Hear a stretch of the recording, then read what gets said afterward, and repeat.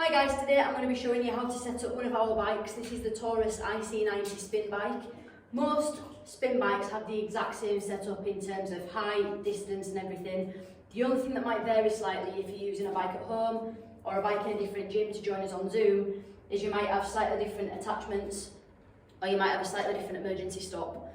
Everything else is pretty universal. All you need to make sure, first of all, is that your saddle is the right height.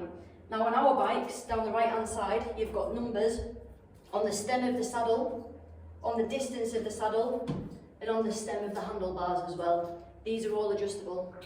The most important thing is that your saddle is the right height, and the way to find out your height is to get this around the height of your hip bones. However, it's important to make sure that you do this whilst you're stood on the base, because this is classed as the earth. So you need to stand on the base of your bike, and then you need to bring your saddle up to around hip height. So you can see this is a little bit low for me. Now the way that you would do that is you've got this handle just here. You would take the weight of the saddle and then anti-clockwise just spin the lock out of place until it's nice and loose. Once it's loose, firm grip, and you're going to pull the screw out of the back of the saddle and then lift this up to your preferred number. Now I'm putting this on a number 4 because I know that's the right number for me. Once you've done this a few times, you'll know the right number for you. Once it's locked in your number, you're going to screw it back in. Now what you'll see here, if you look closely, is the screw is still sticking out of the back. This means that the saddle is not correctly in place, and this needs to click in.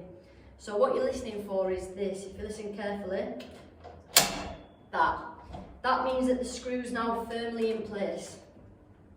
Tighten that nice and tight, and then just give it another try, and that's now about my hip height.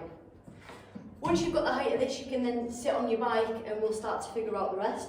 So to do that, if you're new to the bike especially, you can use the base. So what you do, stand on the base, reach over and step on this way. And then once you're there, you can put your feet inside the toe cages if you're using trainers.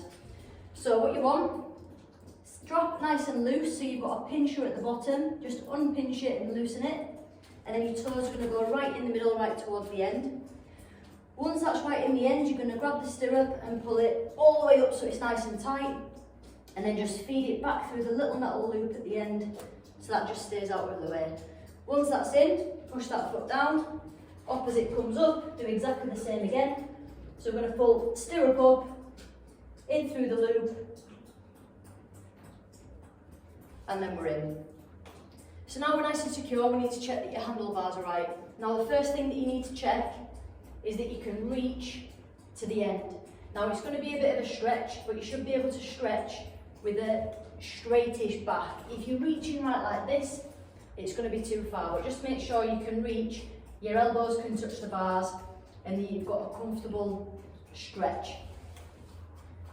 In terms of the height of the handlebars, all they need to be is about 4 fingers higher than your saddle.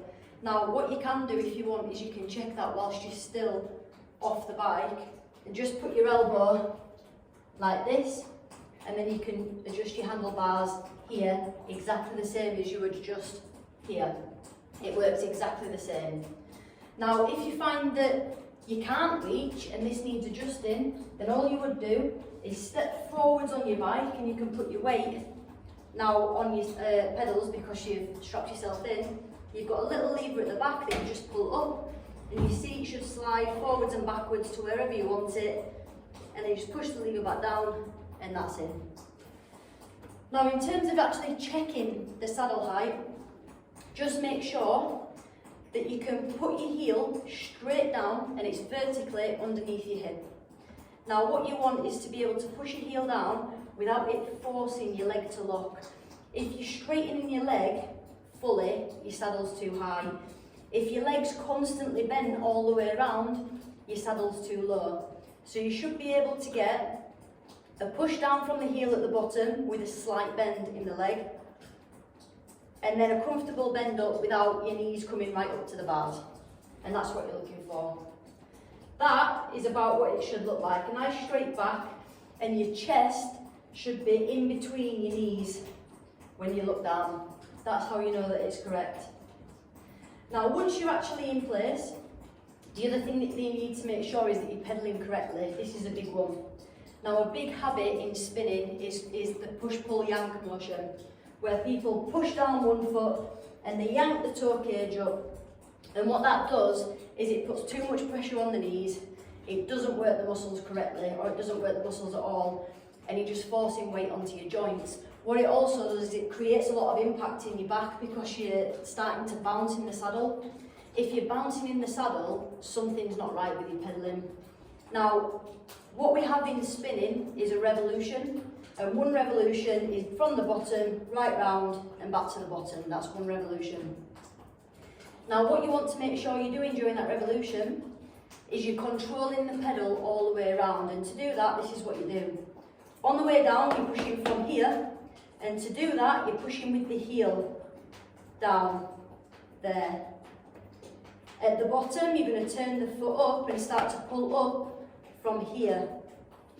And then you're going to turn the foot again, heel down, heel up. Heel down on the down, heel up on the up. And I'm doing that with both feet at the same time.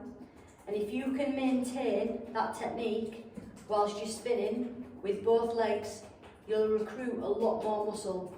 So if I show you,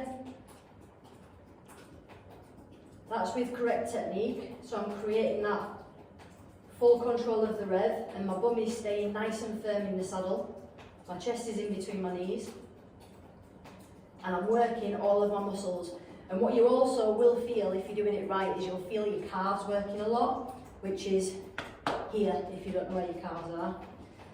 That's what it should look like if you've got control of your pedal. If you're doing the push-pull-yank, which I'll do now, you'll see the difference. Ready? Now it's throwing me up out of the saddle. It's creating a bounce. But what you want is to be nice and firm in that saddle, heels down on the way down, heels up on the way up. Bum nice and still, hips nice and still, abs tight, and you've got a full control on that rev. And that's what you're looking for. Now on our bikes, your resistance is here. So if you go to the left with your turns, you're reducing the resistance and making it lighter. If you turn it to the right, you're increasing that resistance and making it harder. If you need to suddenly stop at any point, all you need to do is give that a harsh push down and it will immediately stop.